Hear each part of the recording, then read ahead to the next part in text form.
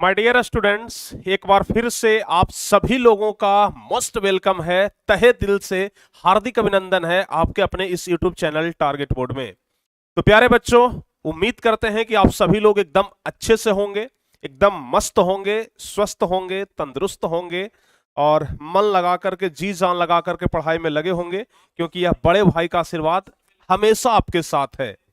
तो चलिए प्यारे बच्चों, सबसे पहले तो आप लोग हमारे साथ कनेक्ट हो जाइए अच्छे तरीके से एकदम।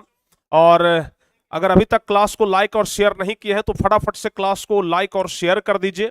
जितना ज्यादा से ज्यादा हो सके आप लोग क्लास को लाइक और शेयर कर दीजिए। और आज हमें बहुत दुख के साथ ये कहना पड़ रहा है कि हमें ये अंदाजा नहीं था कि टारगेट बोर्ड के बच्चे भी ऐसे हो सकते हैं। जब हम क्लास के अभी आधे घंटे 45 मिनट पहले आप लोग का हम लाइव चैट पढ़ रहे थे, तो दो चार बच्चे ऐसे थे ना जो बिल्कुल गंदी हरकत कर रहे थे लाइव चैट में आकर के। हम बोले तो एक दूसरे से गाली गलौज कर रहे थे, जो हमें बिल्कुल भी अच्छा नहीं लगा। और वैसे सभी बच्चों को हम सबसे पहले ब्लॉक कर दिए हैं। अब दोबारा वो कभी भी टारगेट बोर्ड चैनल पर कमेंट्स नहीं कर सकते हैं, कभी चाह करके भी कमेंट नहीं कर पाएगा, ठीक है ना। और आगे भी अगर इस प्रकार के बच्चे पकड़े जाते हैं कि आपस में ही गाली गलौज कर रहे हैं कमेंट बॉक्स में, लाइव चैट में, तो बिल्कुल भी हमें बर्दाश्त नहीं करेंगे। क्योंकि प्यारे बच्चों, आपको हम बताते हैं, आपको हम सभ्य होना यहाँ पर सिखाते हैं। यहाँ पर हम आपको ना सभ्यता के बारे में बताते हैं कि किस तरीके से अलग अपना एक अलग पहचान बने। हम इस पर दिन रात कोशिश करते हैं कि कोई देख करके ये ना बोले कि देखो टारगेट बोर्ड के लाइव चैट में क्या हो रहा है। समझ गए?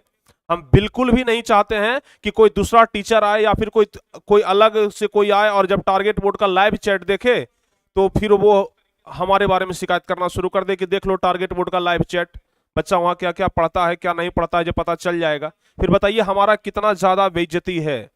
तो कहीं ना कहीं सीधे सीधे दो चार बच्चे ऐसे हैं ना जो हमारी बेइज्जती करवाने पर लगे हुए हैं।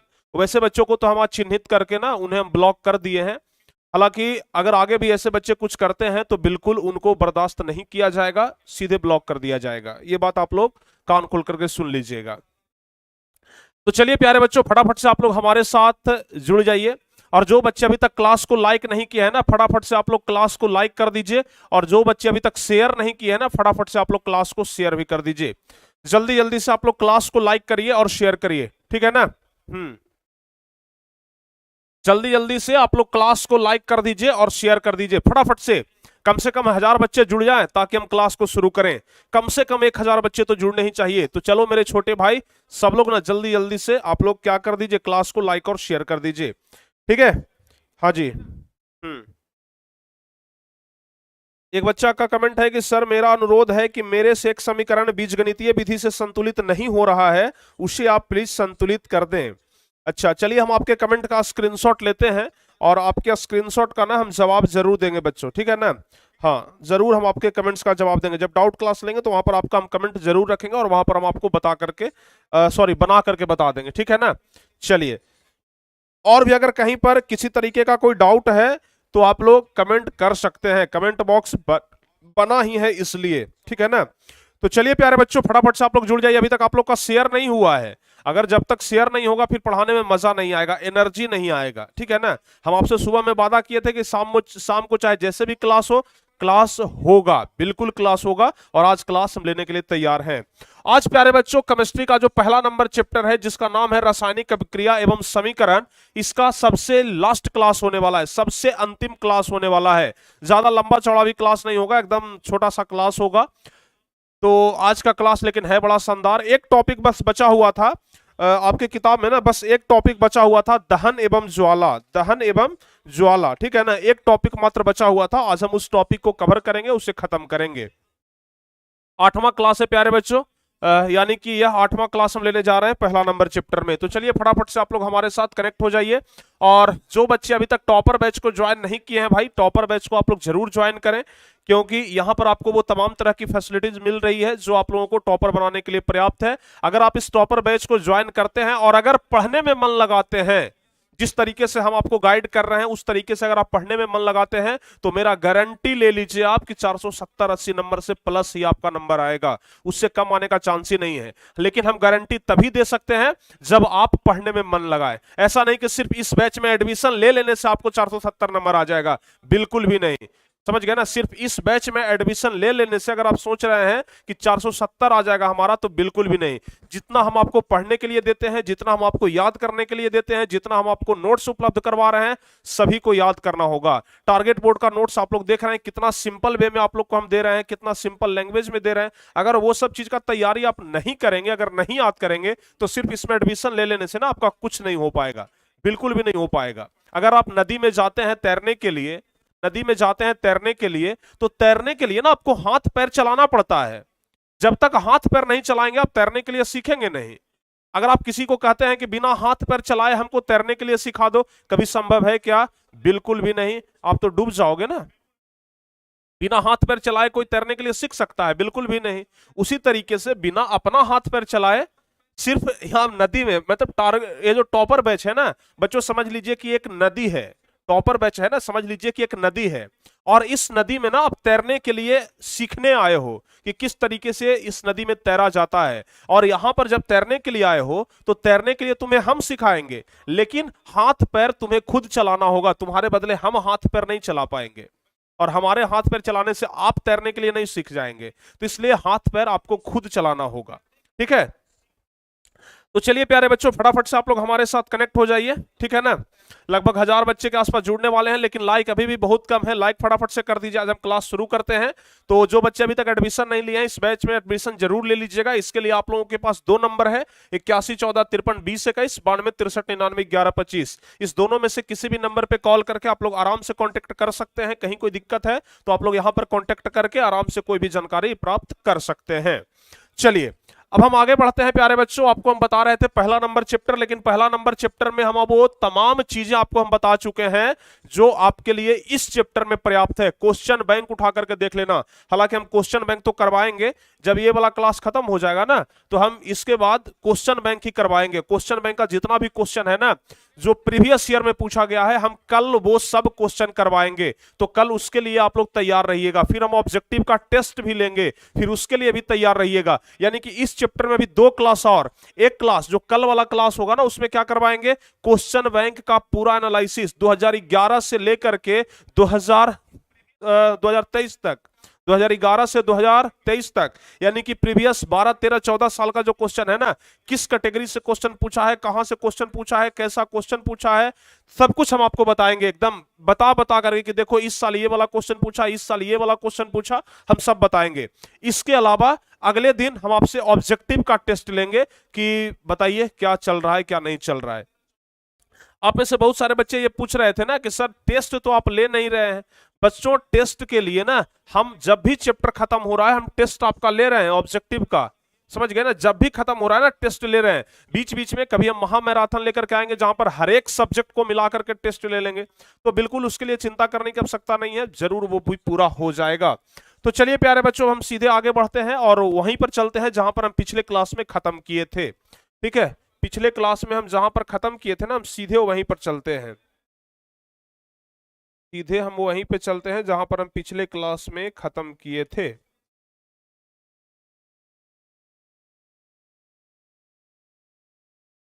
आज बहुत ओवन लाइनर क्वेश्चन भी बताएंगे, ठीक है ना। अच्छा ये बताइए आप लोग कि आप लोग को नाम लिखने के लिए आ गया था ना, जरा एक बार बताइए तो कमेंट करके। आप लोग को नाम लिखने के लिए आ गया था ना? उसके पहले आप जरा ये बता दीजिए, कुछ रासायनिक अभिक्रिया का संकेत हम आपको बताए थे, कुछ रासायनिक अभिक्रिया का संकेत हम आपको बताए थे। हम प्यारे बच्चों आपसे पूछते हैं, ठीक है ना, आपसे हम पूछते हैं, आप लोग जवाब बताइएगा। हम आपसे पूछते हैं, आप लोग जवाब बताइएगा। देखते हैं कितने बच्चे को आता है, कितने बच्चे को नहीं आता है। चलिए हम सिंपल से, हम शुरू से पूछना शुरू करते हैं। बताइए a प्लस बी से बन गया ए बी। बताइए यह कौन सा समीकरण है, कौन सा अभिक्रिया है? जल्दी से बता दीजिए। ये बच्चों बताइए कौन सा अभिक्रिया है। देखते हैं कितने बच्चों का सही जवाब आता है। एकदम कमेंट बॉक्स आज भर जाना चाहिए बच्चों, कमेंट बॉक्स ना आज भर जाना चाहिए। बताइए ये कौन सा अभिक्रिया है? फटाफट से बता दीजिए ये कौन सा अभिक्रिया है, जल्दी जल्दी से बताइए। वाह क्या बात है, क्या बात है जी, संयोजन अभिक्रिया है सर, बहुत बढ़िया। संयोजन अभिक्रिया है सर, बहुत बढ़िया, ठीक है ना। पेमेंट नहीं हो रहा है बाबू, तो उस नंबर जो 2 नंबर बताया ना वहां पर जाकर के आप पेमेंट कर सकते हैं, ठीक है ना। बहुत बढ़िया, संयोजन अभिक्रिया है सर। बच्चों का बिल्कुल सही जवाब है कि सर ये संयोजन अभिक्रिया है। बिल्कुल सही जवाब है, ये संयोजन अभिक्रिया है। चलिए एक दूसरा क्वेश्चन हम आपसे पूछ लेते हैं, एक दूसरा क्वेश्चन पूछ लेते हैं। ए प्लस बी सी से बन जाएगा प्यारे बच्चों क्या, बी प्लस ए सी, बी प्लस ए सी। बताइए ये कौन सा अभिक्रिया है, फटाफट से बता दीजिए ये कौन सा अभिक्रिया है। देखते हैं कितने बच्चों को याद है। अगर ये वाला बता दिए तो समझेंगे कि हाँ भाई सचमुच में याद है और आप मेहनत किए हैं। अगर नहीं बताए तो समझेंगे कि बिल्कुल भी आप मेहनत नहीं किए हैं। ठीक है, चलिए बताइए, ये वाला हो गया पहला नंबर, ये हो गया दूसरा नंबर। बताइए ए प्लस बी सी से बन गया बी प्लस ए सी, ये कौन सा अभिक्रिया है? बच्चों का जवाब क्या आ रहा है? विस्थापन अभिक्रिया है सर। बहुत बढ़िया, लाजवाब, बिल्कुल सही जवाब है बच्चों आप लोगों का, विस्थापन। ठीक है ना, ये कौन सा अभिक्रिया है आपका? विस्थापन अभिक्रिया। चलिए एक अलग क्वेश्चन पूछते हैं हम, तीसरा नंबर क्वेश्चन बता दीजिए आप लोग। तीसरा क्वेश्चन है ए बी से बन गया, ए बी से बन गया ए प्लस बी। बता दीजिए अगर इस तरीके का स्ट्रक्चर मिलेगा तो ये कौन सा अभिक्रिया है? अगर इस तरीके का स्ट्रक्चर बच्चों आप लोग को मिलेगा तो बताइए ये कौन सा अभिक्रिया है? फटाफट से आप लोग कमेंट करके बताइए, ठीक है ना। जल्दी से बताइए ये कौन सा अभिक्रिया है बच्चों, ये कौन सा अभिक्रिया है? वाह, वियोजन अभिक्रिया है सर, बिल्कुल सही जवाब है, वियोजन अभिक्रिया है सर, बिल्कुल सही जवाब है। एकदम बच्चे आप लोग को ना एकदम याद हो गया, कंठस्थ हो गया है। चलिए एक चौथा नंबर क्वेश्चन भी हम लास्ट पूछ लेते हैं आपसे। चौथा नंबर क्वेश्चन बता दीजिए आप लोग। A B plus C D से बन गया प्यारे बच्चों A D plus B C, A D plus B C. बता दीजिए ये कौन सा अभिक्रिया है? फटाफट से, ये कौन सा अभिक्रिया है? आप लोग को तो याद होना चाहिए ना, याद होना चाहिए। बता दीजिए ये कौन सा अभिक्रिया है? हाँ, आज छोटा सा टॉपिक पढ़ाना है, ज्यादा लंबा चौड़ा नहीं पढ़ाना है, इसलिए ना आज हम ज्यादा क्वेश्चन ही पूछेंगे। देखेंगे कितना याद किए हैं कितना याद नहीं किए हैं। ये कौन सा अभिक्रिया है? द्विव विस्थापन। चलिए बहुत बढ़िया, बहुत बढ़िया, द्विव विस्थापन, द्विव विस्थापन। ये बच्चों द्विव विस्थापन अभिक्रिया है, एकदम लाजवाब सही जवाब है। ठीक है ना, तो ये चार तो हो गया। चलिए और भी हम क्वेश्चन पूछते हैं आपसे, और भी हम क्वेश्चन आपसे पूछते हैं, आप लोग बताइएगा। बताइए सांस लेना बच्चों कौन सी अभिक्रिया है? सांस लेना, सांस, श्वसन बता दीजिए, सीधे सीधा बता दीजिए, श्वसन कौन सी अभिक्रिया है? श्वसन की क्रिया, श्वसन की क्रिया बता दीजिए कौन सी अभिक्रिया है? श्वसन की क्रिया कौन सी अभिक्रिया है? फटाफट से आप लोग बताइए,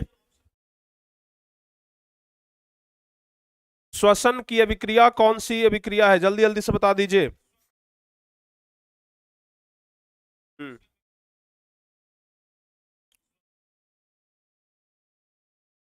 फटाफट से आप लोग बताइए श्वसन कौन सी अभिक्रिया है?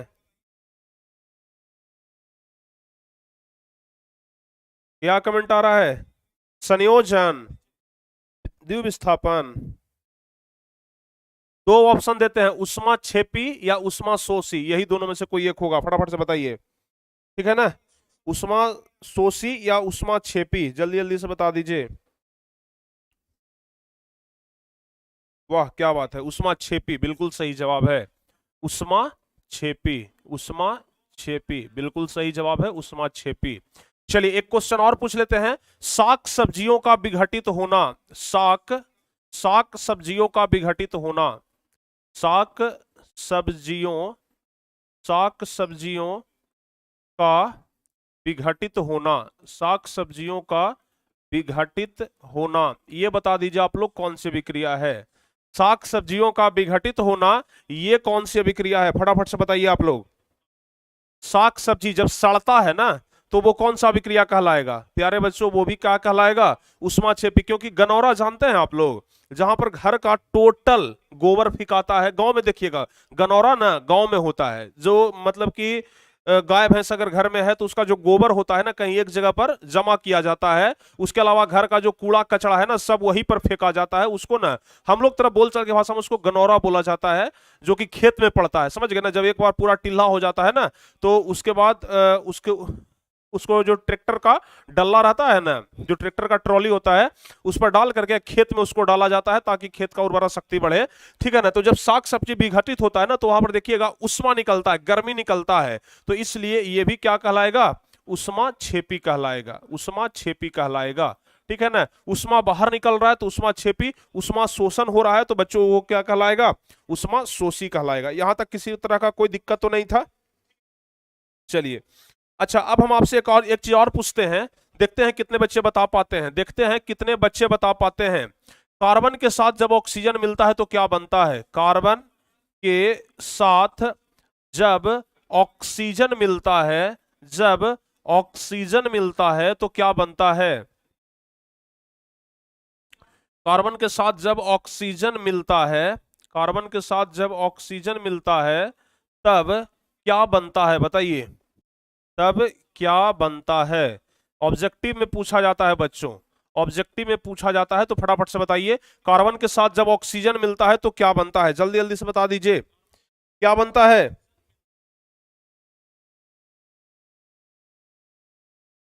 फटाफट से बताइए,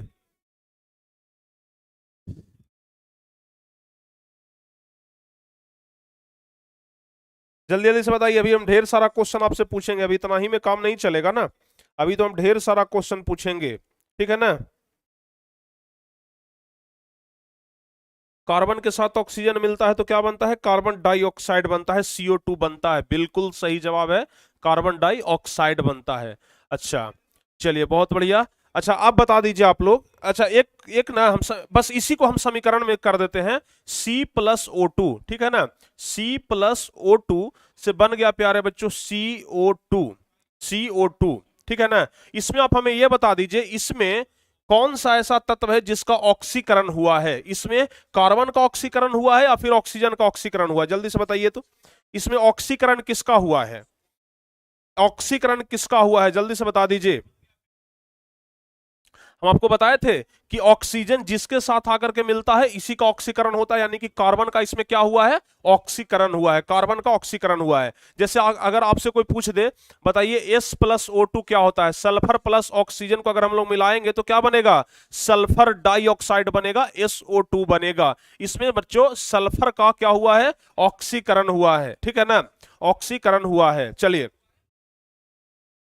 आपसे एक क्वेश्चन और पूछते हैं, जब हाइड्रोजन की वृद्धि हो, जब प्यारे बच्चों जब हाइड्रोजन की वृद्धि हो, हाइड्रोजन की वृद्धि हो तब कौन सा अभिक्रिया कहलाएगा, जब हाइड्रोजन की वृद्धि हो तो कौन सा अभिक्रिया कहलाएगा, फटाफट से बताइए तो कौन सा अभिक्रिया कहलाएगा,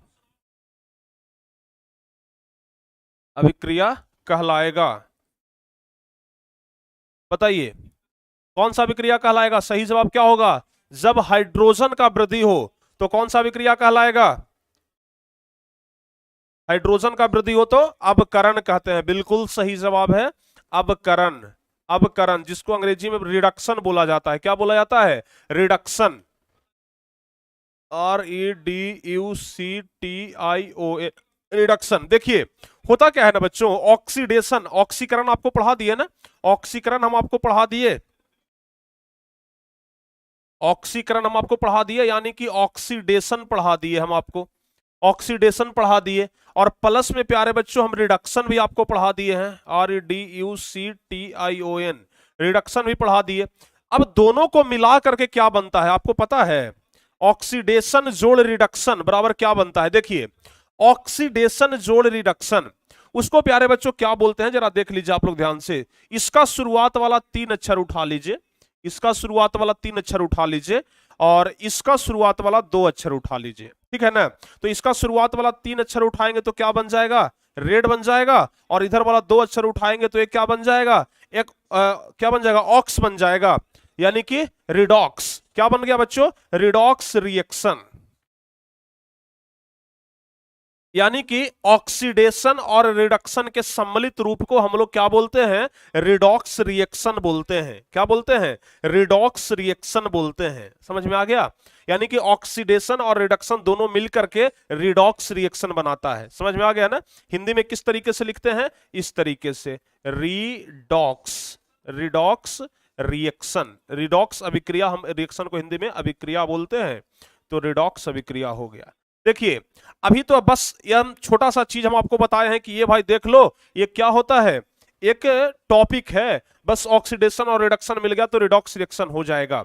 आपको हम बता रहे हैं, जब आप बच्चों 11th क्लास में जाइएगा ना, 11th क्लास में जाइएगा तो इसका एक अलग चैप्टर ही पढ़ना है, इसका एक अलग चैप्टर पढ़ना है, और कम से कम 20 क्लास में यह चैप्टर खत्म होता है बच्चों। मतलब कि लगभग 20 घंटे के क्लास में ना ये चैप्टर खत्म होता है, जिसका नाम है रिडॉक्स रिएक्शन। समझ गए? यानी कि बहुत ज्यादा इंपॉर्टेंट टॉपिक है आज के लिए भी, क्लास 11th के लिए भी, क्लास 12th के लिए भी। आईआईटी का तैयारी करना है, यहां से क्वेश्चन पूछा जाता है, ठीक है ना। आगे जब आप आईआईटी का तैयारी करेंगे, यहां से क्वेश्चन पूछा जाएगा, ठीक है ना, समझ गए। चलिए, अब प्यारे बच्चों हम एक नए टॉपिक की ओर बढ़ते हैं, जिसका नाम है दहन और ज्वाला। नाम लिखना आप लोग सीख गए थे ना, सोडियम Na और सल्फेट को SO4, तो Na2SO4, क्योंकि SO4 पर 2 आयन माइनस में होता है ना, तो इसका वाला आ जाएगा इधर में और इसका वाला हो जाएगा उधर, ठीक है। तो ये सब कुछ हम आपको बता दिए थे ऑलरेडी।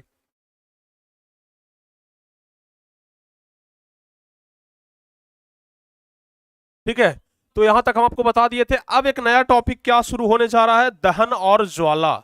दहन और ज्वाला कहते किसको हैं, ये चीज बच्चों आज हम आपको पढ़ाने वाले हैं। बिल्कुल मन लगेगा, बेहतर से बेहतर की तलाश करो। देखिए थोड़ा सा मोटिवेट करते हैं, बेहतर से बेहतर की तलाश करो, मिल जाए नदी तो समंदर की तलाश करो। बेहतर से बेहतर की तलाश करो, मिल जाए नदी तो समंदर की तलाश करो। टूट जाते हैं शीशे पत्थर की चोट से, टूट जाते हैं शीशे पत्थर की चोट से। पत्थर टूट जाए ऐसा शीशा तलाश करो, समझ गए ना, पत्थर टूट जाए ऐसा शीशा तलाश करो। कहने का अर्थ क्या हुआ, बेहतर से बेहतर की तलाश करो। जिस तरीके से आप बेहतर से बेहतर चैनल चुन लिए है ना, कि टारगेट बोर्ड एकदम बेहतर चैनल है हमारे लिए, वैसे ही आप बेहतर से बेहतर जिंदगी में तलाश करो। ऐसा नहीं कि सोच छोटा रखना है। जिंदगी में कोई पूछे क्या बनना है, हमको भाई IAS बनना है, ठीक है ना, हमको जज बनना है। क्या बनना है भाई, हमको इनकम टैक्स इंस्पेक्टर बनना है। क्या बनना है भाई, हमको ये बनना है, हमको वो बनना है। समझ गए ना, यानी कि लेवल एकदम ऊंचा रखिए, लेवल ऊंचा रखिए अपना, ठीक है ना। मिल जाए नदी तो समंदर की तलाश करो, यानी कि अगर छोटा सा अचीवमेंट मिल जाए, अगर छोटी सफलता मिल जाए ना, तो उस सफलता को आधार बना करके बड़ी सफलता की ओर बढ़ना। जीवन का ये मुख्य उद्देश्य बता रहे हैं हम आपको। अगर कोई छोटी सफलता भी मिल जाए ना, तो उस सफलता को आधार बना करके बड़ी सफलता की ओर बढ़ना। अगर नदी मिल जाए ना, अगर नदी को पकड़े पकड़े पकड़े पकड़े चल जाओगे ना, तो तुम समुंदर के पास पहुंच जाओगे, क्योंकि नदी भी एक बार जाकर के समुंदर में मिल जाती है, ठीक है। उसी तरीके से अगर छोटी सफलता मिले, उसको एकदम पकड़ के आगे बढ़ते रहो, आगे बढ़ते रहो, आगे बढ़ते रहो। सोच तुमको एकदम समंदर के पास ही रखना है कि समंदर तक हमें पहुंचना है, जरूर तुम एक दिन समंदर बन जाओगे। समझ गए ना, बहुत बड़ा बन जाओगे यार, सागर बन जाओगे, ठीक है। चलिए, तो प्यारे बच्चों, अगर हम लोग दहन और ज्वाला पढ़ने वाले हैं, तो सबसे पहला बात तो यही उठता है ना कि आखिर दहन होता क्या है। आखिर दहन होता क्या है, बिल्कुल सिंपल है रे भाई। दहन होता क्या है, किसी पदार्थ के ऑक्सीजन में जलने पर उष्मा और प्रकाश उत्पन्न होते हैं। जलने की इस क्रिया को हम लोग क्या कहते हैं, दहन कहते हैं। देखिए ना, अभी एक हम लाइटर लाए थे कि ताकि आप लोग को ना एक्सपेरिमेंट करके हम समझाएं, और वो लाइटर हमारे पास है नहीं। हालांकि आग जलते हुए तो आप लोग देखे होंगे, कोई ऐसा लड़का नहीं होगा जो आग जलते हुए न देखा हो। आग जलते हुए आप लोग देखे हैं ना, आग जलते हुए बच्चों आप लोग देखे हैं ना, तो बस समझ लीजिए कि वो जो आग जल रहा है ना, वही क्या है, दहन है। वो जो आग जल रहा है ना, वही क्या है, दहन है। आग जलते हुए देखे हैं ना, वो क्या है, दहन है, ठीक है। क्योंकि जब कोई पदार्थ ऑक्सीजन में जलने पर उष्मा और प्रकाश देता है, तो उसे क्या कहते हैं, तो इस क्रिया को हम लोग दहन कहते हैं। जैसे लकड़ी को ही हम लोग जलाते हैं, लकड़ी को हम लोग जलाते हैं तो लकड़ी जलने लगता है, ऑक्सीजन की उपस्थिति में जलता है। लेकिन ध्यान रखिएगा, ऑक्सीजन के अनुपस्थिति में कभी नहीं जल सकता है, ऑक्सीजन के अनुपस्थिति में कभी नहीं जल सकता है। आप क्या करें ना, एक प्यारे बच्चों मोमबत्ती ले लें, मोमबत्ती, मोमबत्ती को ना आग लगा दे, यानी कि मोमबत्ती को जला दे। जैसे ही मोमबत्ती जलना शुरू हो जाए, जैसे ही मोमबत्ती जलना शुरू हो जाए, उस मोमबत्ती को ना तुम एक गिलास से ढक दो। समझ गए ना, जैसे ही मोमबत्ती जलना शुरू हो जाए, उस मोमबत्ती को ना एक गिलास से ढक दो। कुछ देर के बाद ना धीरे धीरे मोमबत्ती बुझ जाएगा, यानी कि जलना बंद हो जाएगा। समझ गए ना, शीशा के गिलास से ढकना ताकि पता चले। मोमबत्ती कुछ देर जलेगा, उसके बाद बंद हो जाएगा, यानी कि उस ग्लास में जब तक ऑक्सीजन था तब तक वह मोमबत्ती जला। जैसे ही ऑक्सीजन खत्म तो मोमबत्ती का जलना भी खत्म। समझ गए? यानी कि जब भी कोई पदार्थ जलता है तो वो ऑक्सीजन के उपस्थिति में जलता है।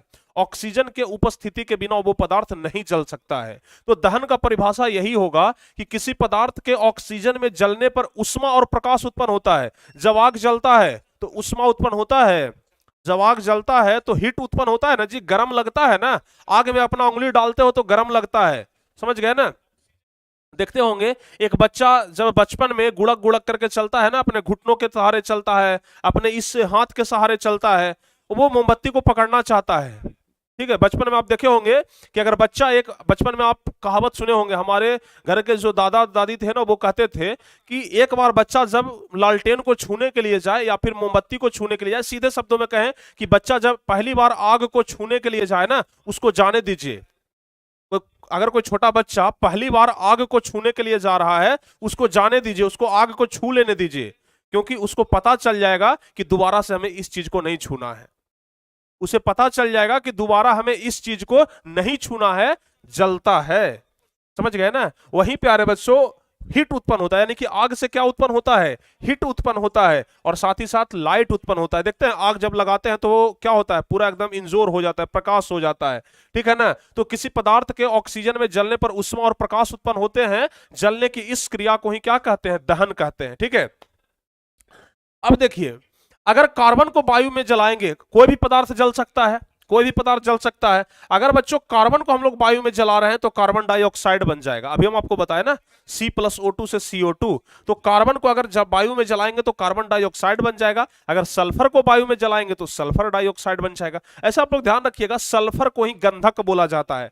अगर गंधक को, अगर पूछ दे आपसे कि गंधक को वायु में जलाएंगे तो क्या होगा, कभी कभी पूछा जाता, कभी कभी ना बच्चों को कंफ्यूज करने के लिए परीक्षा में पूछ देता है कि गंधक को अगर वायु में जलाएंगे तो क्या बन जाएगा। जैसे इस प्रकार से क्वेश्चन पूछ देगा, इस प्रकार से आपसे क्वेश्चन पूछ देगा कि गंधक जोड़ गंधक को वायु में, इस प्रकार से गंधक को वायु में जलाने पर क्या बनेगा, गंधक को वायु में जलाने पर क्या बनेगा, वायु में जलाने पर क्या बनेगा। ठीक है ना, कभी कभी क्वेश्चन पूछ दिया जाता है। ठीक है, अब आप तो सोचेंगे कि अरे भाई प्रिंस सर तो कभी बताए नहीं थे कि गंधक जलेगा तो क्या बनेगा। अरे गंधक नहीं बताए थे प्रिंस सर, सल्फर तो बताए थे, जिसका संकेत एस होता है, ये तो बताए थे। तो सल्फर ही ना है। तो अगर प्यारे बच्चों सल्फर को वायु, वायु कहने का मतलब O2, अगर जलाएंगे तो क्या बन जाएगा? सल्फर डाइऑक्साइड नहीं बन जाएगा। ये चीज हम आपको नहीं बताए हैं क्या? बताए हैं ना? तो इसलिए सल्फर जोड़ ऑक्सीजन क्या बनेगा? सल्फर डाइऑक्साइड बन जाएगा। यही चीज तो हम आपको बता रहे हैं, यही चीज तो हम आपको बता रहे हैं कि कार्बन को वायु में जलाने पर कार्बन डाइऑक्साइड और गंधक को वायु में जलाने पर सल्फर डाइऑक्साइड बनता है। ठीक है, लेकिन कोई पदार्थ जलेगा कब? ठीक है, हम तो बता दिए ना कि कोई पदार्थ वायु की उपस्थिति में आएगा तब जलेगा, लेकिन कुछ शर्तें हैं बाबू, कुछ शर्त है, कुछ कंडीशन है, तभी कोई पदार्थ जलेगा। जैसे मान लिया जाए कि हम इस डायरी को जलाना चाहते हैं, ये जो बच्चों डायरी हमारे सामने है ना, हम इस डायरी को जलाना चाहते हैं, तो क्या क्या शर्त रहेगा इस डायरी को जलने के लिए? बताइए। क्या सिर्फ आग, क्या सिर्फ इसको आग के हवाले कर देंगे ये जल जाएगा? बताइए, क्या इसको आग के हवाले कर देंगे जल जाएगा? अगर आग के हवाले करेंगे तो हम क्या करेंगे? बस एक बार लाइटर ऐसे करके जलाएंगे और तुरंत उसको बंद कर लेंगे, क्या ये जलना शुरू हो जाएगा? नहीं, बिल्कुल भी नहीं। आपका जवाब आएगा सर बिल्कुल भी नहीं। तो इसके जलने के लिए आवश्यक शर्तें क्या है? तो आवश्यक शर्त इसके लिए निम्नलिखित है। पहला है दहनशील पदार्थ की उपस्थिति। सबसे पहला, आखिर कौन सा पदार्थ जलाना है उसकी उपस्थिति होनी चाहिए। ठीक है ना? अगर हमें ये वाला डायरी जलाना है तो इसकी उपस्थिति होनी चाहिए, अगर हमें ये रिमोट जलाना है तो इसकी उपस्थिति होनी चाहिए, यानी कि जो जो कुछ भी हमें जलाना है ना, पहले उसकी उपस्थिति होनी चाहिए। उसके बाद दहन के पोषक तत्व की उपस्थिति। अच्छा ये बताइए, ठीक है, हमको ये डायरी को जलाना है, हम निर्वात में चले जाएंगे और निर्वात में जा करके ना हम इसमें आग लगाएंगे, क्या ये जल जाएगा? हम बच्चों निर्वात में जाते हैं और निर्वात में जाकर के हम आग लगाएंगे, बताइए क्या ये जलेगा? हाँ चाहे ना, बता दीजिए, फटाफट से बताइए। थोड़ा सा बच्चों 1 मिनट वेट कर लीजिएगा, आपको और बेहतर तरीके से समझाते हैं।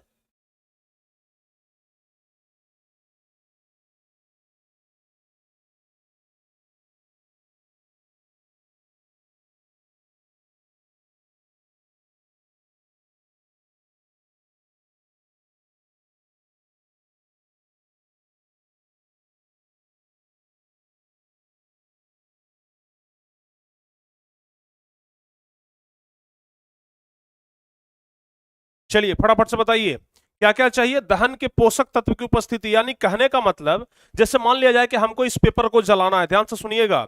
जैसे कहने का मतलब कि हमको इस पेपर को जलाना है तो सबसे पहला कंडीशन क्या होना चाहिए, हमारे पास एक ऐसा पदार्थ होना चाहिए जो जले, यानी कि हमारे पास पदार्थ के रूप में क्या है, पेपर है। ठीक है, पेपर है तो पेपर भाई जलेगा। दूसरी चीज क्या होना चाहिए, वायु होना चाहिए। जब तक वायु नहीं रहेगा ना पेपर जलेगा ही नहीं, वायु नहीं रहेगा पेपर जलेगा ही नहीं। और तीसरा क्या होना चाहिए, तीसरा होना चाहिए ज्वलन ताप की प्राप्ति, यानी कि ज्वलन ताप कहने का मतलब कि इसको उतना टेम्परेचर मिलना चाहिए जिस न्यूनतम टेम्परेचर पर ना ये जलना शुरू कर दे। हमारे एक हाथ में प्यारे बच्चों लाइटर है जो कि आज ही हम लाए हैं आप लोग को बस समझाने के लिए। ठीक है ना, ऐसे तो हालांकि टॉपिक एकदम आसान है लेकिन हमको ना एक्सपेरिमेंट करने में बड़ा मजा आता है, इसलिए हम सोचे कि जरा आप लोग को भी एक्सपेरिमेंट कर करके हम बता दें। तो देखिए ऐसे हम बता दें कि हमारे डॉक्टर साहब का पुर्जा है, जब हमारा तबीयत खराब हुआ था ना तो ये डॉक्टर साहब इस पर दवा लिख करके दिए थे कि चलो कोई बात नहीं अब इसका काम खत्म, इसको जलाते हैं। देखिए प्यारे बच्चों हमें इस चीज को जलाना है तो क्या करना होगा, सबसे पहले बताइए, ये पेपर होना चाहिए, ऑक्सीजन होना चाहिए जो कि ऑलरेडी इस रूम में अवेलेबल है तभी तो हम जिंदा हैं। उसके बाद ज्वलन ताप, तो ज्वलन ताप हम कहां से देंगे, ज्वलन ताप प्यारे बच्चों यहां से मिल जाएगा। कहां से मिलेगा ज्वलन ताप ना, इस लाइटर से मिल जाएगा। इस लाइटर में देखिए आग जल रहा है ना, इस लाइटर में देखिए आग जल रहा है, ये क्या है प्यारे बच्चों, ज्वलन ताप यहां से इसको मिल जाएगा। अच्छा आप जरा देखिए हम इसको जला करके देखते हैं, क्या हम यहां पर तुरंत इसको ऐसे करके हाथ करेंगे हटा लेंगे, जल गया, ठीक है ना, देखिए जलना शुरू हो गया, ठीक है ना, देखिए जलना शुरू हो गया, यानी कि इसका ज्वलन ताप बहुत कम है। समझ गए, इस पेपर का ज्वलन ताप क्या है, बहुत कम है, बहुत कम है इसका ज्वलन ताप। तभी ना हम जैसे ही लाइटर जलाए ये तुरंत जलना शुरू हो गया। ठीक है ना, अब देखिए एक बार फिर से इसको जलाते हैं, आपको समझाते हैं कि ज्वलन ताप होता क्या है। हम यहाँ लाइटर को जलाए, हम तुरंत ऐसे करके इसको हटा लिए, देखिए अब ये नहीं जला क्योंकि इसको मिनिमम ज्वलन ताप नहीं मिला।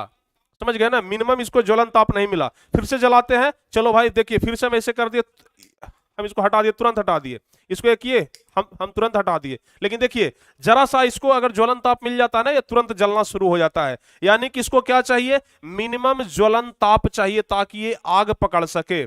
समझ गए, ताकि बच्चों ये आग पकड़ सके मिनिमम इसको ज्वलन ताप चाहिए। वही हम एक और चीज ले लेते हैं, हम क्या लेते हैं, एक प्लास्टिक लेते हैं। जैसे मान लिया जाए कि ये प्लास्टिक है बच्चों, ठीक है ना, ये प्लास्टिक है, हम इसको जलाने का प्रयास करते हैं, देखते हैं कि ये जलता है कि नहीं जलता है। जैसे हम इसको जलाने का प्रयास किए, देखिए इतना देर रखने के बाद भी क्या हुआ, ये बिल्कुल भी नहीं जल रहा है। क्यों नहीं जल रहा है, क्योंकि इसके लिए पर्याप्त ज्वलन ताप नहीं दे रहे हैं। इसको जलने के लिए जो पर्याप्त ज्वलन ताप है ना, वो ज्वलन ताप, मिनिमम ज्वलन ताप इसको नहीं मिल रहा है।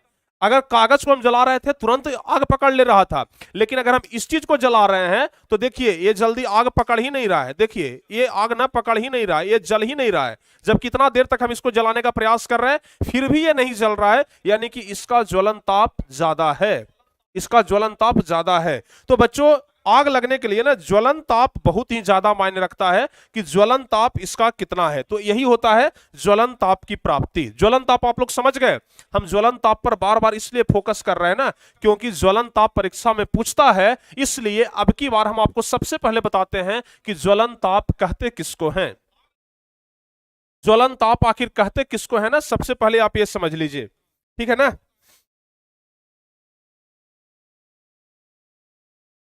समझिए ज्वलन ताप को क्या कह रहा है, वह न्यूनतम ताप, वह न्यूनतम ताप यानी कि वह मिनिमम टेम्परेचर, वह सबसे कम टेम्परेचर जिस पर कोई पदार्थ जलना शुरू कर दे उसे ही हम लोग क्या कहते हैं, ज्वलन ताप कहते हैं। वह मिनिमम टेम्परेचर जिस पर कोई पदार्थ जलना शुरू कर दे उसे हम लोग क्या कहते हैं बच्चों, उसे हम लोग क्या कहते हैं, ज्वलन ताप कहते हैं। जैसे अभी अगर हम इस कागज को जला रहे थे तो तुरंत जल रहा था, यानी कि इस कागज का ज्वलन ताप कम है। वहीं अगर अभी हम इस प्लास्टिक को जला रहे थे तो प्लास्टिक का ज्वलन ताप चूंकि ज्यादा है इसलिए ये जल्दी आग नहीं पकड़ रहा था। यहां तक बच्चों बताइए आप लोग को समझ में आया, यहां तक आप लोग को समझ में आया ज्वलन ताप क्या होता है। यानी कि जो पदार्थ जितना जल्दी जलना शुरू कर दे उसका ज्वलन ताप उतना कम होगा, जो पदार्थ जितना देर से जलेगा उसका ज्वलन ताप उतना ही ज्यादा होगा। जैसे पेट्रोल की हम बात करते हैं तो पेट्रोल का ज्वलन ताप ना बहुत कम होता है। पेट्रोल अगर कहीं छिड़क दो, अगर हल्का सा अगर तुम माचिस जलाओगे ना, देखना पेट्रोल कितना जल्दी आग पकड़ लेता है। एलपीजी गैस, देखते हो कहीं पर एलपीजी गैस लीकेज करता है ना, अगर बिजली का एक थोड़ा सा चिंगारी आ जाए, कहा जाता है कि जिस घर में एलपीजी गैस लीक कर रहा हो ना, वहां पर स्विच को भी बंद नहीं करना चाहिए। जो बिजली का स्विच है ना, उस स्विच को भी बंद नहीं करना चाहिए, बंद चालू नहीं करना चाहिए। क्यों पता है? क्योंकि जब हम स्विच को बंद चालू करते हैं ना, तो स्विच के अंदर चिंगारी उत्पन्न होता है। आपको पता है, बाहर से भले वो चिंगारी हमें ना दिखाई दे, बाहर से प्यारे बच्चों भले वो चिंगारी हमें ना दिखाई दे, लेकिन अंदर में ना चिंगारी उत्पन्न होता है। समझ गए? चिंगारी उत्पन्न होता है, स्पार्क जिसको बोलते हैं, तो चिंगारी उत्पन्न होता है। अब बताइए, घर में अगर गैस लीक कर रहा है, अगर स्विच दबाइएगा, आपको नहीं पता चला, लेकिन स्विच के अंदर तो चिंगारी उत्पन्न हुआ ना, एलपीजी गैस में आग वहीं से लग जाएगा। समझ में आ गया? यानी कि पेट्रोल हो गया, पुआल, नेवारी वाला पुआल देखे, धान वाला पुआल, पुआल हो गया, कागज हो गया जिसको जला करके भी हम देख रहे थे, लकड़ी, कोयला, ये सब ना ज्वलन ताप इसका कम होता है, ज्यादा इसका ज्वलन ताप नहीं होता है। इसका ज्वलन ताप क्या होता है? कम होता है। ठीक है, समझ में आ गया? चलिए, अच्छा, अगर कोई आपसे पूछ दे कि सबसे ज्यादा सर ज्वलन ताप किसका होता है, जो बहुत देरी से आग पकड़ता है, सबसे ज्यादा ज्वलन ताप, तो बच्चों ध्यान रखना, कोयला का ज्वलन ताप सबसे ज्यादा होता है। कोयला का ज्वलन ताप सबसे ज्यादा होता है। और कहेगा कि सर सबसे कम ज्वलन ताप किसका होता है, तो सबसे कम किसका होता है? पेट्रोल का। ठीक है, तो कोयला का ज्वलन ताप सबसे ज्यादा होता है, जबकि पेट्रोल का ज्वलन ताप सबसे कम होता है। बताइए, समझ में आ गया क्या? केमिस्ट्री का पीडीएफ आज रात में अपलोड हो जाएगा बच्चों। केमिस्ट्री का पीडीएफ आज रात में एप्लीकेशन पर अपडेट हो जाएगा, आप लोग वहां से डाउनलोड करके प्रिंट मरवा लेना। ठीक है ना? और प्रिंट इसलिए मरवाना ताकि उसको रिवाइज कर सके घर में, उसको ना अच्छा दिखने के लिए नहीं कि बस उसको हम एकदम सरिया करके रख दिए हैं, अच्छा दिखाई दे रहा है, हमारे टेबल पर ना टारगेट बोर्ड का नोट्स है, ये चीज दिखाने के लिए नहीं, पढ़ाई के लिए, रिवीजन के लिए उसको प्रिंट मरवाना। ठीक है ना? सारे बच्चों को समझ में आ गया? बता दीजिए। इतना बढ़िया से ज्वलन ताप कौन पढ़ाएगा रे बाबू, हम एक्सपेरिमेंट करके स्टूडियो में आग जला जला करके बता रहे हैं। ठीक है ना? चलिए, यहां तक सारे बच्चों को समझ में आ गया क्या? समझ में आ गया ना? चलिए, अच्छा, ज्वाला किसे कहते हैं? ज्वाला किसे कहते हैं आपको पता है? ज्वाला, जैसे प्यारे बच्चों जरा देखिएगा ध्यान से, ज्वाला किसे कहते हैं। आज ये टॉपिक था ना, इसलिए हम आज 10 रुपया में लाइटर खरीद के लाए हैं, 10 रुपया का खर्च किए हैं, लेकिन इस 10 रुपया में ना हम आपको सिखा देंगे, ये ज्वलन ताप वाला है ना, ये सिखा देंगे। ऐसे हम इसको रखते नहीं हैं, जानते हैं इसको रखने का मतलब क्या है? अगर ये लाइटर आपके पास है ना, तो कोई आदमी आएगा तो सबसे पहला शक करेगा, सिगरेट पीते हो भाई क्या? अगर ये लाइटर रखते हो ना, तो लोग सबसे पहला सवाल करेगा, अरे लाइटर रखे हुए है, सिगरेट पीता है क्या? समझ गए?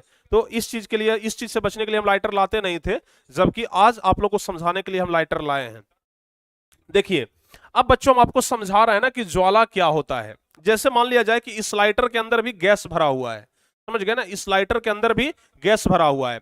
अगर हम प्यारे बच्चों इस लाइटर को जलाते हैं, देखिए अगर हम इस लाइटर को जलाते हैं, ध्यान से देखिएगा, अगर हम इस लाइटर को जलाते हैं तो ऊपर में जो आग फेंक रहा है ना, देख रहे हैं, ये जो आग फेंक रहा है इसी को कहते हैं ज्वाला। क्या कहते हैं? ज्वाला। ज्वाला यानी कि आग। देखिएगा जरा ध्यान से, इसको क्या बोलते हैं हम लोग? ज्वाला बोलते हैं। समझ में आया? देख लीजिए ध्यान से, ये जो आग फेंक रहा है ना, इस आग को ही हम लोग क्या बोलते हैं? ज्वाला बोलते हैं। तो ज्वाला क्या है? एक ऐसा क्षेत्र है, मतलब एक ऐसा एरिया है जहां पर गैसीय पदार्थ जलते हैं। जैसे देखिए, ये हमारे लाइटर के ऊपर में ये वाला जो एरिया है ना, एक ऐसा एरिया है जहां से इस लाइटर से गैस निकल रहा है और इस एरिया में आकर के जल रहा है, तो उसी को हम लोग क्या बोलते हैं? ज्वाला बोलते हैं। ठीक है ना? अच्छा, ज्वाला मुख्यतः 4 प्रकार के होते हैं। ज्वाला मुख्यतः कितने प्रकार के होते हैं? 4 प्रकार के। हालांकि चित्र के माध्यम से यहां पर हम बताने का प्रयास किए हैं कि ज्वाला मुख्यतः 4 प्रकार के होते हैं: नीला क्षेत्र, काला क्षेत्र, दीप्त क्षेत्र और अदीप्त क्षेत्र। प्यारे बच्चों, इसको ना जब हम जलाएंगे तो देखिएगा, इसमें 3-4 तरीके का रंग दिखाई देगा। एक नीला क्षेत्र दिखाई देगा, एक काला क्षेत्र दिखाई देगा जहां से प्रकाश नहीं निकलता है, एक दीप्त क्षेत्र दिखाई देगा जहां से प्रकाश निकलता है, और एक अदीप्त। नीला और काला आपको मुख्य रूप से दिखाई देगा। अगर आपको यकीन ना हो ना, तो हम थोड़ा सा इस लाइटर को नजदीक से जलाते हैं, जरा देखिएगा ध्यान से, शायद आपको कैमरे में पता चले, हमें पूरा भरोसा है, लेकिन हम इसको ब्लैक कलर के पास, हाँ देखिए, अब यहां पर आपको दिखाई दे रहा होगा, जहां पर इसका देख लीजिए, जहां से इसका शुरुआत हो रहा है, इस ज्वाला का ना जहां से शुरुआत हो रहा है, आप देखिएगा कि यहां पर कैसा है, नीला क्षेत्र है, ब्लू क्षेत्र आपको दिखाई दे रहा है। देखिए एकदम ब्लू क्षेत्र आपको दिखाई दे रहा होगा यहां पर, एकदम सबसे नीचे में देखिए। उसके अलावा आप बीच में अगर ध्यान से देखेंगे ना तो आपको काला क्षेत्र दिखाई देगा। ऊपर में यहां पर जो लाल क्षेत्र आपको दिखाई दे रहा है ना यहां पर, ये प्यारे बच्चों दीप्त क्षेत्र है। क्या है? दीप्त क्षेत्र है। ये क्या है? दीप्त क्षेत्र है। और सबसे नीचे में जहां से ये जलना शुरू हो रहा है ना, वहां पर काला क्षेत्र होगा, और वो क्या है बच्चों? अदीप्त क्षेत्र है। तो बताइए यहां तक समझ में आया? देखिएगा जरा ध्यान से, नीला क्षेत्र ये है कि नहीं है। देखिए देखिए, और कैमरे के नजदीक हम लाते हैं। देखिए तो यहां पर आपको नीला क्षेत्र दिखाई दे रहा है। देखिए तो यहां पर नीला दिखाई दे रहा होगा, ऊपर में उजला दिखाई दे रहा होगा, ठीक है ना, और बीच में काला दिखाई दे रहा होगा। तो जो नीला क्षेत्र है ना उसको नीला क्षेत्र बोलते हैं, ऊपर में है उसको काला क्षेत्र बोलते हैं। समझ में आ गया? बताइए यहां तक सारे बच्चों को समझ में आया? कितने बच्चों को समझ में आ गया? बोलिए। जैसे प्यारे बच्चों ये जो हमारा प्रकाश जला ना, ये जो हमारा प्रकाश जला, तो आपको ना जहां से इसका लॉस शुरुआत हो रहा है, जहां से देखिए, जहां से ये जलना शुरू हो रहा है ना, जहां से जलना शुरू हो रहा है, यहां पर देखिएगा ना तो नीला क्षेत्र दिखाई देगा। जैसे जैसे ऊपर बढ़िएगा तो आपको ना दीप्त क्षेत्र दिखाई देना शुरू हो जाएगा, ये वाला जहां से प्रकाश निकलता है। समझ गए ना? नीला क्षेत्र से प्रकाश नहीं निकलता है, काला क्षेत्र से प्रकाश नहीं निकलता है, दीप्त क्षेत्र से प्रकाश निकलता है, जहां पर आपको उजला दिखाई दे रहा था। ठीक है, दीप्त क्षेत्र से बच्चों प्रकाश निकलता है। ये वाला जो ऊपर वाला जो भाग आपको दिखाई दे रहा है ना, ये प्यारे बच्चों दीप्त क्षेत्र है, जहां से प्रकाश निकलता है। समझ में आया? बताइए। समझ में आ गया ना? तो ये जो तो क्या बता रहे थे, ज्वाला जो होता है ना, चार प्रकार का होता है, नीला क्षेत्र, काला क्षेत्र, दीप्त क्षेत्र और अदीप्त क्षेत्र। अब देखिए, नीला क्षेत्र में दहन की क्रिया नहीं होती है, नीला क्षेत्र में दहन की क्रिया नहीं होती है, यानी कि सबसे नीचे वाला जो भाग है ना, ये वाला नीला क्षेत्र, यहां पर दहन की क्रिया नहीं होती है। दीप्त क्षेत्र में अपूर्ण दहन होता है, इसका रंग पीला होता है। अदीप्त क्षेत्र में पूर्ण दहन नहीं होता है। ठीक है ना? पीला वाला जो भाग आपको ऊपर में दिखाई दे रहा है ना, देखिए जहां पर जल रहा है आपको उजला दिखाई दे रहा होगा, लेकिन ये एक्चुअल में पीला कलर का होता है। घर में दिया जलता होगा, ललटेन जलता होगा ना, तो ऊपर में देखते होंगे क्या होता है, अदीप्त क्षेत्र नहीं बल्कि इसका यहाँ पर क्या होता है, पीला क्षेत्र होता है। ठीक है ना? जहां से कि क्या निकलता है, प्रकाश निकलता है, जहां से लाइट निकलता है। बताइए समझ में आ गया?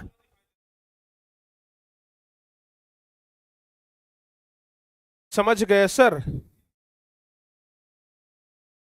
चलिए सारे बच्चों को यहां तक समझ में आ गया? ठीक है। तो अगर आपसे कोई पूछ दे कि ज्वाला को चित्र के द्वारा बताइए, तो इस प्रकार से चित्र बता देना, उसमें बता देना नीला क्षेत्र, काला क्षेत्र, दीप्त क्षेत्र और अदीप्त क्षेत्र, कोई दिक्कत नहीं है। ठीक है। तो और अब देखिए यहां तक तो लगभग लगभग आपका समाप्ति हो गया है ना। अच्छा, अब प्यारे बच्चों हम आपसे एक चीज पूछते हैं, घर में जो खाना बनाने के लिए गैस प्रयुक्त किया जाता है वो कौन सा गैस है? सारे बच्चे एक बार कमेंट करके बताएंगे, घर में जो खाना बनाने के लिए गैस प्रयुक्त किया जाता है वो कौन सा गैस है? बताइए, घर में खाना बनाने के लिए कौन सा गैस यूज होता है? आप बोलेंगे कि सर एलपीजी यूज होता है, जिसको अंग्रेजी में लिक्विफाइड पेट्रोलियम गैस बोलते हैं, लिक्विफाइड पेट्रोलियम गैस बोलते हैं। चलिए उसके बाद एलपीजी किसका मिश्रण होता है, इसके प्रमुख अवयव कौन कौन से हैं, यानी कि ये क्या क्या मिला करके बनाया जाता है, एलपीजी का प्रमुख अवयव कौन सा है? तो ध्यान रखिएगा, एथेन हो गया, प्रोपेन हो गया, ब्यूटेन हो गया आदि इसका मिश्रण होता है। इसका मुख्य अवयव क्या है? ब्यूटेन, आइसोब्यूटेन और ये सब कुछ होता है। ठीक है ना? हाँ। अब देखिए, अच्छा ये जानते हैं एलपीजी में ना गंध नहीं होता है। आप लोग का जब घर में गैस लीकेज करता होगा ना, दूर से पकड़ लेते होंगे, अरे देखो कहीं पर घर में गैस लीक कर रहा है, पकड़ लेते हैं ना। एक्चुअल में प्यारे बच्चों एलपीजी में गंध नहीं होता है।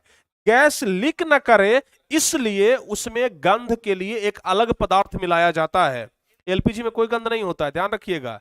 लेकिन जब गंध नहीं होता है, घर में गैस लीक करते रहेगा, किसी को पता नहीं चलेगा क्योंकि गंध तो है नहीं, एकाएक सलाई मारेगा भाई, आग पकड़ लेगा। इसलिए ना उस उस एलपीजी गैस में ना गंध के लिए एक अलग से पदार्थ मिलाया जाता है, जिसका नाम है एथाइल मरकैप्टन। क्या नाम है? Ethyl mercaptan. यह जो पदार्थ होता है ना, यही एलपीजी में गंध देता है। समझ गए ना? एथाइल मरकैप्टन क्या होता है, एलपीजी में गंध देता है। समझ गए?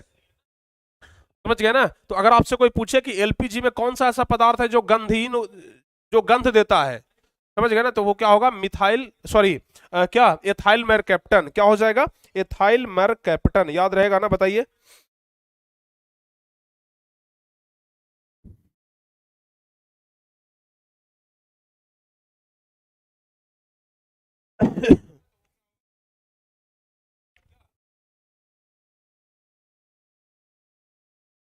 ठीक है, समझ में आ गया।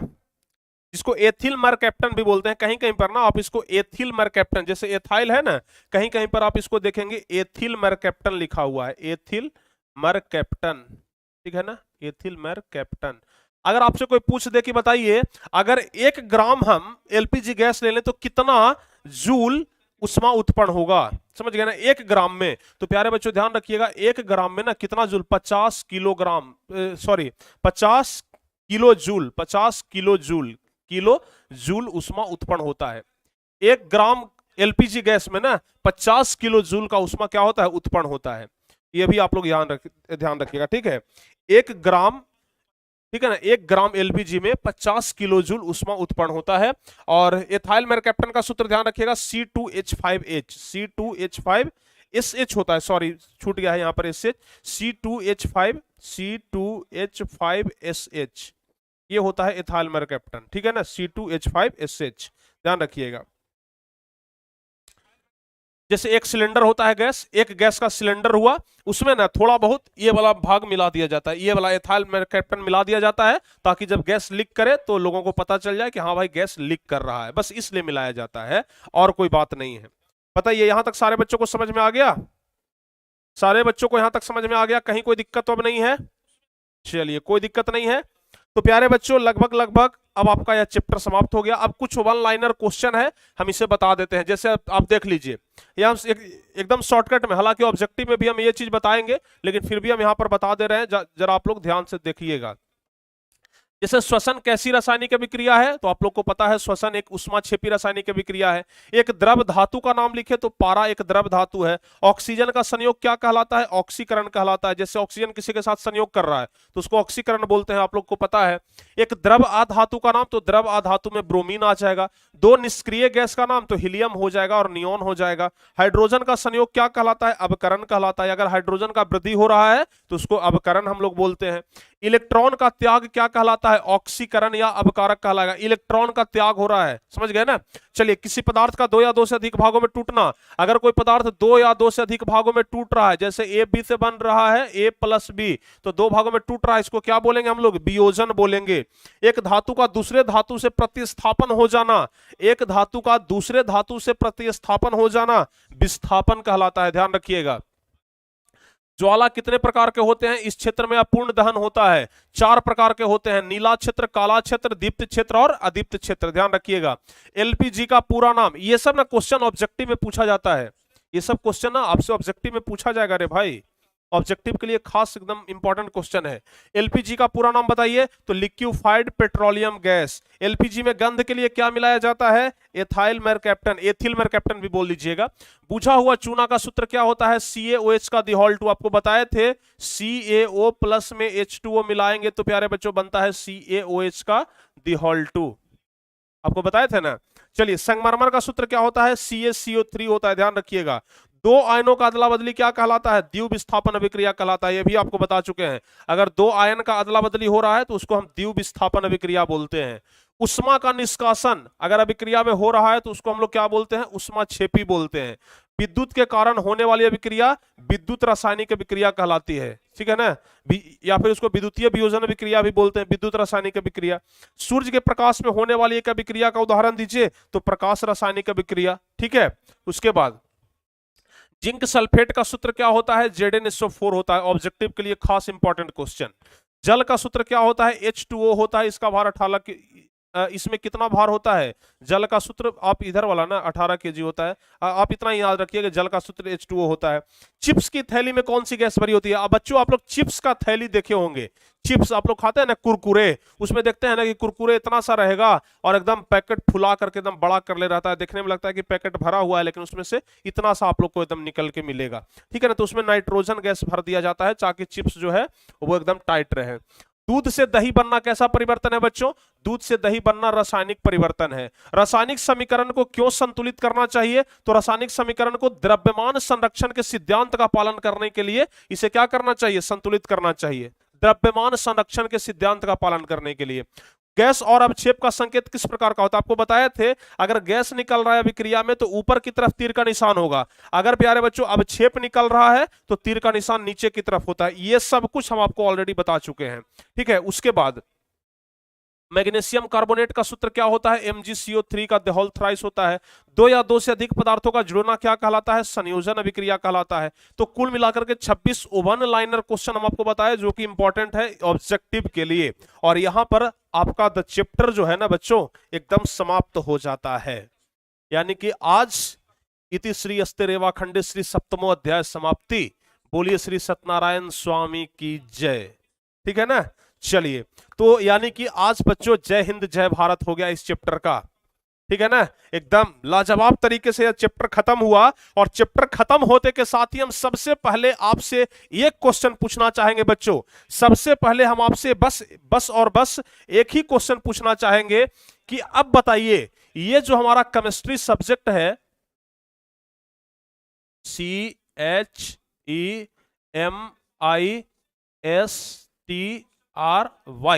ये जो हमारा केमिस्ट्री सब्जेक्ट है, आप बता दीजिए, आप सबसे पहले बता दीजिए कि इस जो ये केमिस्ट्री सब्जेक्ट है, पहला नंबर चैप्टर पढ़ने के बाद आप लोगों को इस सब्जेक्ट से क्या हुआ बच्चों? प्यार हुआ या फिर बता दीजिए कि हेट हुआ?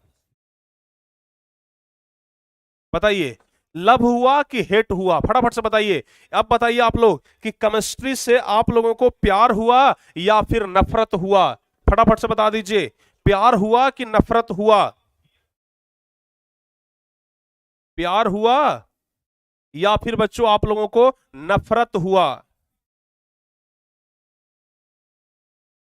पहला नंबर चैप्टर खत्म करने के बाद हमारा सबसे पहला सवाल यही है कि आपको केमिस्ट्री से प्यार हुआ कि नफरत हुआ? क्योंकि हम चाहते थे कि केमिस्ट्री से आप लोगों को प्यार हो जाए, क्योंकि केमिस्ट्री से डर लगता था ना आपको। अब बताइए ये डर खत्म हुआ कि नहीं? हाँ या ना? ये बच्चों आप लोगों का जो डर था वो डर खत्म हुआ कि नहीं? केमिस्ट्री से अब आप लोग को उम्मीद कुछ जागा कि नहीं? अब लगने लगा है कि केमिस्ट्री से अब हम लोग को डर नहीं होगा, अब हम केमिस्ट्री भी आराम से समझ सकते हैं। बताइए, आई लव केमिस्ट्री। वाह रे वाह, क्या बात है, आई लव केमिस्ट्री। वाह, सारे बच्चों का केमिस्ट्री खत्म। और ये पहला नंबर चैप्टर अपना खत्म हो गया। दूसरा नंबर चैप्टर से अब एप्लीकेशन पर चलेगा। ठीक है ना? लेकिन अभी यूट्यूब पर दो क्लासेस का और चलेगा। एक तो चलेगा क्वेश्चन बैंक का एनालिसिस पूरा, और दूसरा चलेगा अभी ऑब्जेक्टिव क्वेश्चन का टेस्ट। ठीक है, दो चीज और चलेगा प्यारे बच्चों। तो चलिए, अब हम इस क्लास को यहीं पे समाप्त करेंगे। अगली क्लास में हम पूरा क्वेश्चन बैंक का एनालिसिस करेंगे कि कहां कहां से क्वेश्चन पूछा जा रहा है। ठीक है ना? पूरा क्वेश्चन बैंक का हम एनालिसिस करेंगे। तो मिलते हैं प्यारे बच्चों अगली क्लास में, एकदम जोरदार तरीके से आपसे फिर मुलाकात होगा। तब तक के लिए जय हिंद, धन्यवाद। और हाँ, जाते जाते ना कमेंट करके जरूर बताइएगा। कमेंटवा में नहीं बताया ना तो फिर आप समझिए, कमेंटवा करके जरूर बताइएगा कि क्लासवा आपको कैसन लगा। समझ गए ना? क्लासवा कैसन लगा जरूर कमेंट करके बताइए। समझ गया? चलिए, तो कमेंट करके जरूर बताइएगा। Thank you.